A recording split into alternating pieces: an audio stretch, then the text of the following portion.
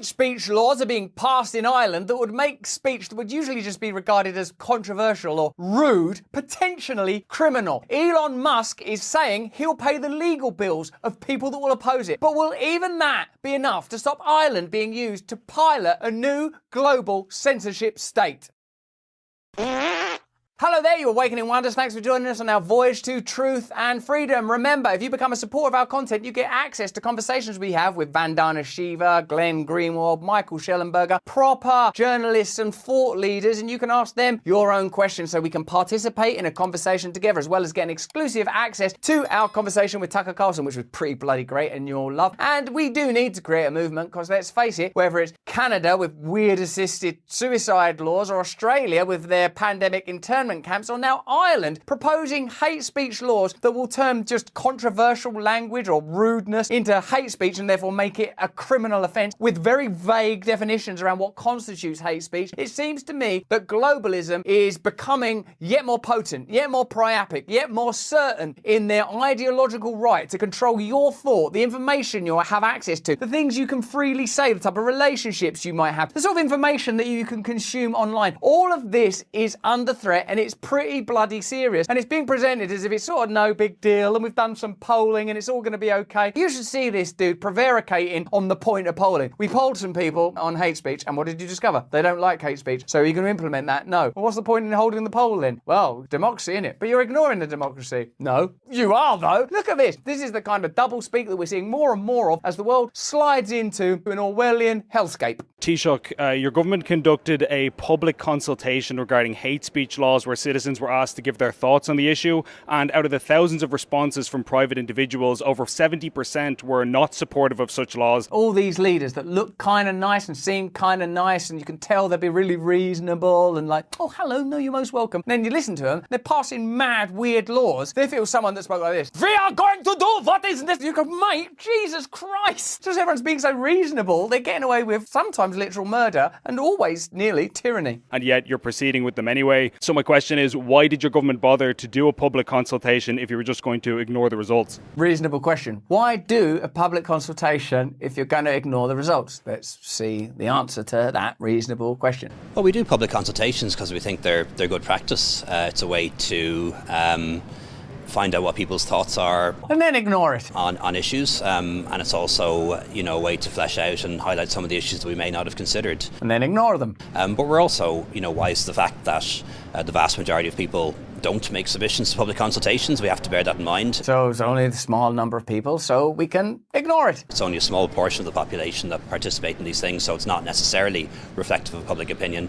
And also we're wise to the fact that very often submissions are organised, and campaign groups will organise responses, so we're clear with that too. Even the bloke in the background, whose job it is to agree, like, he's laden with doubt. It's like, that doesn't make sense. Hold on a minute. Like, we're literally in real time watching someone who works for the system go, wait a minute, is that red pill in my mouth right now? But why hold the consultation if the end result is just going to be disregarded on the basis that it's not representative of public opinion? What's the point of it then? Well, the point is that we're a democracy, and in Ireland we have elections. Well, the point, I'm glad that you've asked me that, because the point is we're a democracy, and that's why we do elections and ask people's opinions. But then you ignore their opinions. Yeah, we don't have to do everything. Listen, fuck off. And decisions are made by the government and the elected parliament. They're not made unfolded public consultations or opinion polls. Look at him in the background and goes around, hold on a minute, that poll was a complete waste of time. He's realising. What I'd like to hear, instead of the leader there, is the inner monologue of that bloke who's listening as he slowly works out that the entire system is totally corrupt, and what's being legitimised is the introduction of laws that people don't want, because it's not about the people. But if you just pull that one thread, right, you know people don't want this law. That's right, people don't want it. But you're doing it anyway. Yeah. Why is that? Because it's not about the people. Why is that? Because it's about control. Why is that? Because the only way we're going to be able to abate and subjugate a population is by having the legal means to do it, because people are waking up to the fact that governments, legacy media, and all of our institutions are unreliable and corrupt. So we're in a race against time to control the flow of information and be able to arrest people for dissent. But, there's a nice scene of nature in the background, so it's not all bad. Yeah, but it's synthesized nature. I can't have everything. That's not what they're about. They're about testing the temperature. So is it just for show then?